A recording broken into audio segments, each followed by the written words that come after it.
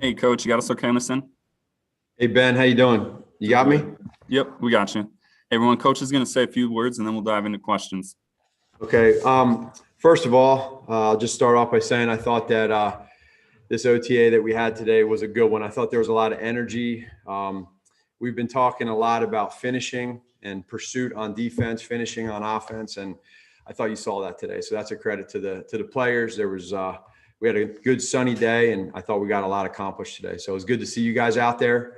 And now we'll get ready for tomorrow and prepare for next week as well. So with that, I'll go ahead and open to any questions. We'll get things started with Brad Biggs. Hey, Matt. Couldn't help but notice a bunch of defensive guys not spotted, at least while we were out there today. Did that catch you off guard at all? And have you met face to face with Eddie Goldman since the start of the offseason program?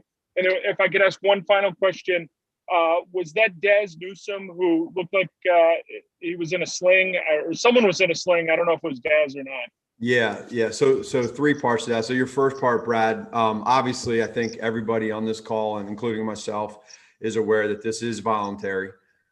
This is a voluntary camp. So with that said, I'm really appreciative of, all the guys that are here and that are out here doing their thing. But at the same time, we all do need to keep in mind that it is voluntary. The question in regards to Daz, that was Daz. Unfortunately, yesterday in practice, he had a ball that he went up to get, and he just landed hard on his shoulder. And so he ended up injuring his shoulder. So he'll be out for a little while. It's unfortunate, but the kid's tough as heck. Bounced right back up, and until we went in and looked at it, we saw that it wasn't too good. So, but he's been in good spirits. He was here this morning, and we'll put together a game plan moving forward. But that was Daz. And then what was your third one, Brad? You squeezed three in on me. Oh, Eddie Goldman. Yeah. So I was fortunate enough to talk to Eddie. I saw Eddie. It was awesome to see him. He was here in the facility. Looks really good, and he's the same old Eddie. So it was neat to see. It definitely put a smile on my face. Jeff Dickerson. Hey, Matt, great to see you today. Hey, Jeff, how you doing, man? Wonderful. Hey, since the end of rookie minicamp, how have you seen Justin Fields go about the business of trying to acclimate himself to the team, to the offense, and to being an NFL quarterback? Yeah, Jeff, he's done a really good job at just trying to digest everything that we're teaching this offense in particular right now. The one thing that you learn when you get with Justin is you really realize that, he does everything really well in a group setting. He listens, he observes Andy, Nick, Coach Flip, Bill Lazor, myself when we're in there. But also too, I think you talk to these coaches and then myself as well included, when you're able to have one-on-one individual conversations with him. And sometimes those settings are a little easier and you can be a little bit more specific with him. You really see him open up. So it'll be cool to see him once he really starts understanding what we do here in this offense, to see him continue to just grow and open up and ask good questions, which he's done. And everything that we thought he was going to be when he got here, with just learning and being obsessed with doing everything that we teach him, and then being able to just kind of be himself out there in the field. He's really doing things in a really good way. And then I also want to credit Andy and Nick in those meeting rooms. It's really neat to see the way that they treat him, the way they help him, and vice versa. So I wish you all could be in there to see it. It's just the start right now, but I think for all of us that they're certainly all growing. Same with Andy, is his first time going through this offense. Dean Weider.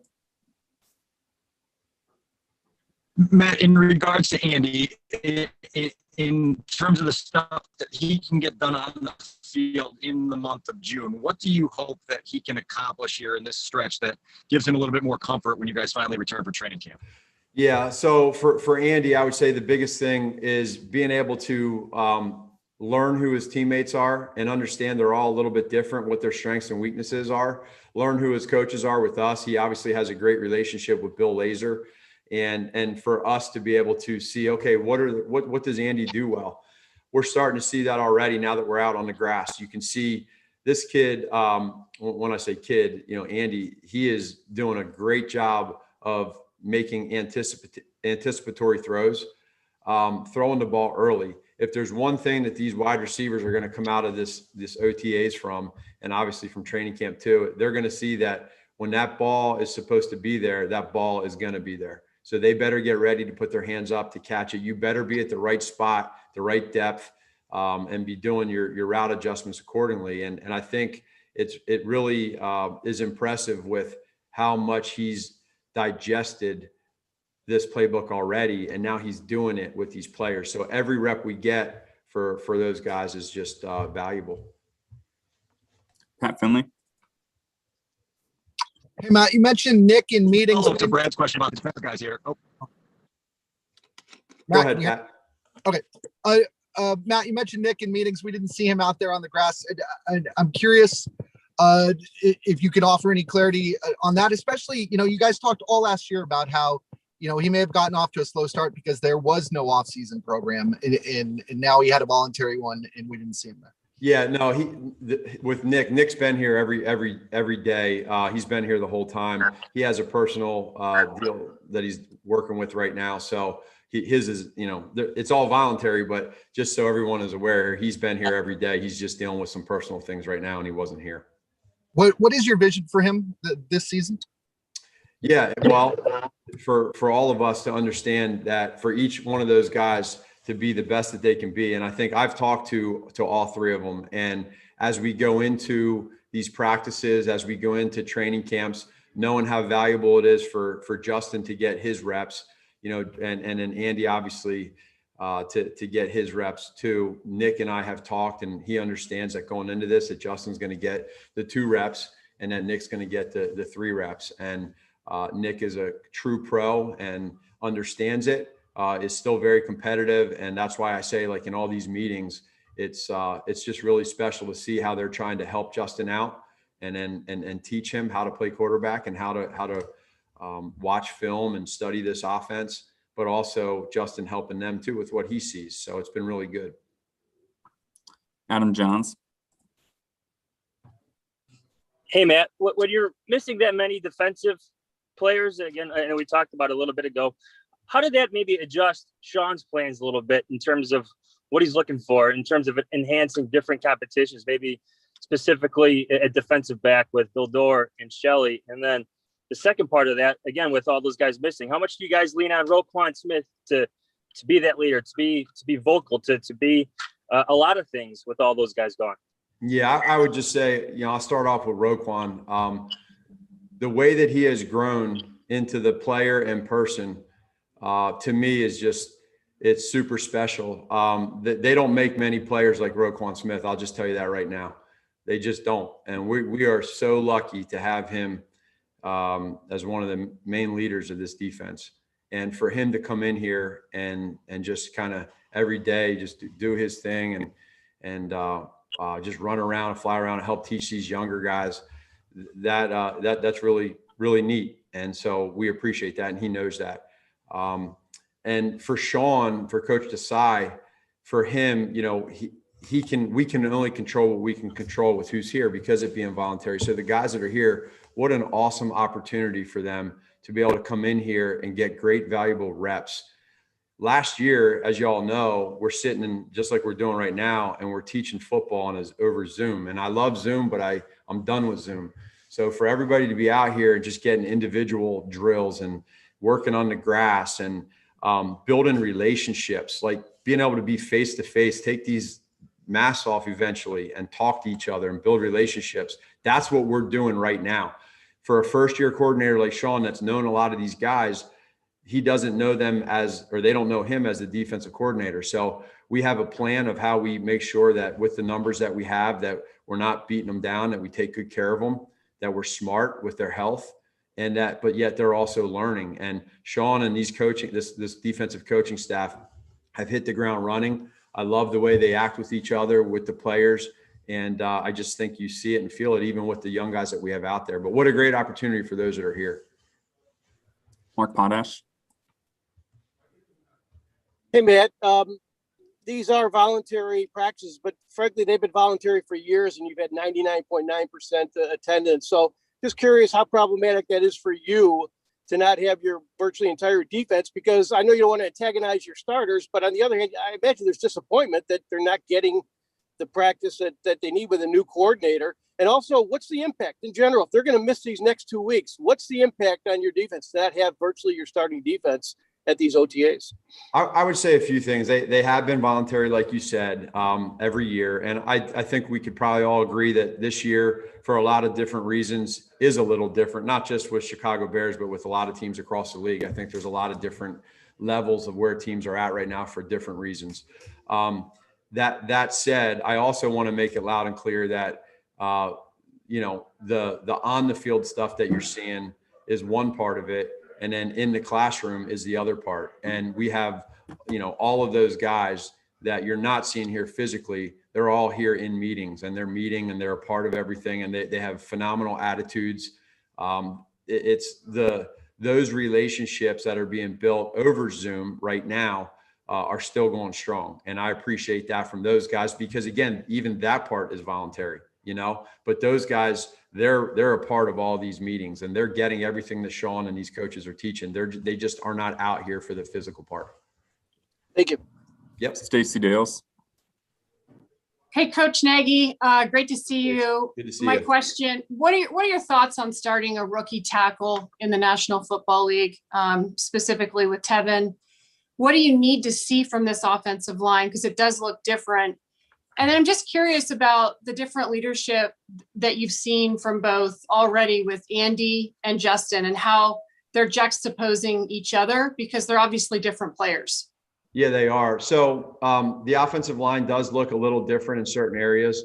One of the things that we're trying to do right now is just create as much competition as we can, really at every position.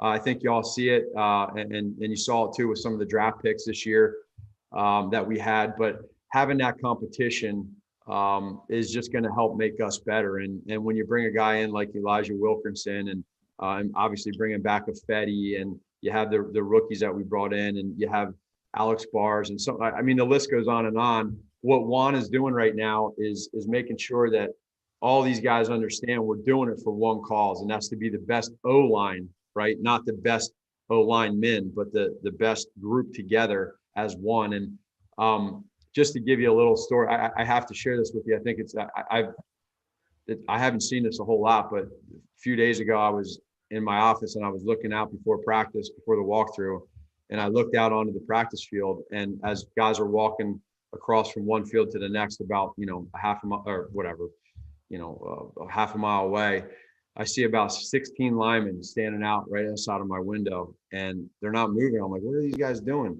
And they're not moving. They're not going anywhere. And all of a sudden I see a guy trickle out from the door to come with them and walk over to the walkthrough. It's the first time I've ever seen that. You got 17, 18 O linemen that are doing this as one.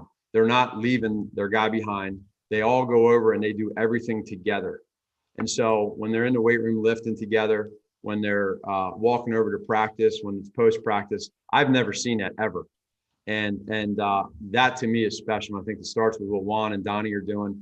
And so I go back to like those rookies you asked about and how they're learning. It's going to take a little bit of time. And what's hard with O linemen is we have no pads right now, So there's so many rules that you can't do this, can't do that, that once we get to training camp is going to be the true test to see really where they're at. But they've been doing great, the young guys, Tevin and Larry. And so that's that part. As far as the quarterbacks, Andy and Justin and Nick, again, I've lived it. I've been a part of it in the meetings and the practice field with how it goes, the dynamics, and it's very natural. Those guys have each other's backs, and so now I think what we're seeing is you see a guy right now in practice with Andy that he's been doing this for 9 or 10 years. And so when he calls a play and he sees a short motion coming in and the guy's going to quick tick and then hit it on a shallow cross, he times it up just right. Well, Justin's never done that before. This is the first time he's doing that. And so when he brings a guy in short motion and quick ticks it and hits it on the run, the timing might be a little bit off. And so like Justin just needs more reps. to get well, Andy's done that for 9 years. So Andy's seen rotation. He's seen post-snap stuff.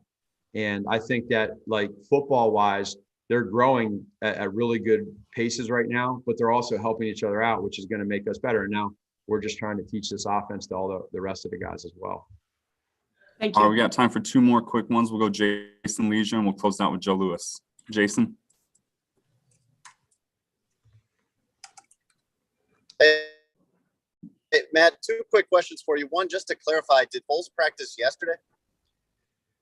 No, Foles has been out for, I think, if I go back and think right, he missed 1 day of last week is what I think he missed with the and there might be a couple more days here where I'm not expecting him back tomorrow. It might be next week when he shows back up, just with that. So you said something interesting about Dalton, about his throws. The guys know it will be there. And I wonder what that reliability does for you when it comes to sketching out this offense and then calling plays when you know that's what you're going to get.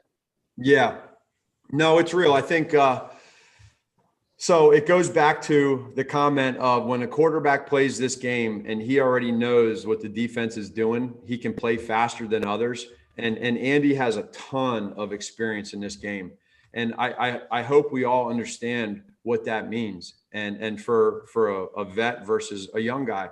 And so what he can do is you get a guy like that with Andy that can help Justin too and explain to him why he was early, meaning Andy, on a throw. Like, for instance, all go special, 4 verts, right? And you got to cover 3 safety, 1 high safety over the top, and you got a nickel defender playing the flat. And you know that, and you see it, and you understand it. You already know you're going to look the safety off and throw it to the seam up the middle or up the numbers.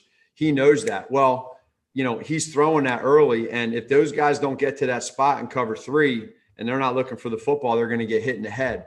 And so he's throwing them open. Whereas some other guys might not have that right away until they get more reps. And I think just experience, starter experience that Andy has is a big part of this and what he's doing. And then you see it out here on the field. So for us, it's teaching. We have a lot of young wide receivers. And so they're seeing that if you don't get your tail to that spot, he's going to throw the football. And if you're not there and it's an incompletion and it's your fault, then we got to figure out, you know, are we going to keep letting that happen or are we going to get somebody else? And that's what I think is neat to see. And Andy, he's got red hair too. So he's got that fire, you know, he's like, so he'll get pissed now and tell you if you do something wrong, he's going to tell you. I kind of like that. All right, one last one from Joe Lewis. Yeah, Matt, in regards to Justin needing more reps, and in addition to what you just spoke about, Andy, how has Justin's mentality been? Let's say he has missed a pass or he has upset with one. How has his response been, at least in your perspective, when that's happened? It's been good. Now, it hasn't happened a lot because we're only a few days in with going against the defense. So a lot of this has been on air. So being able to see it now, he's extremely, extremely calm, which I love. So when something bad happens and the next play, it doesn't matter to him because he's so calm and he has confidence in himself. When something good happens, he reacts the same. And that part that's a good trait to have because you can never get too high and you can never get too low. That's why he's had the success he's had. You talk about the games that he played last year, the struggles that they had against Northwestern and Indiana. And, you know, but yet he also comes back in a lot of those plays and steps up and makes plays, or the next game has a great game. And so it's in his DNA. He's wired the right way. And that's what I love about him. And all Justin wants to do right now is football. That's all he cares about. He just wants to be the best quarterback he can possibly be. He wants us to be able to teach him everything we can teach him. He wants to be able to learn from Andy. Coach Flip and Coach Laser are doing a phenomenal job right now, man. You want to talk about obsessed and passionate about helping these quarterbacks out. So it's neat to see. You feel it, and we just got to keep that going. And again, work to that plan that we talked about with all those quarterbacks, and then just let these guys grow at their own pace, and then let us be able to evaluate them. All right. Thank you, Coach. Okay. All right. Take care, guys.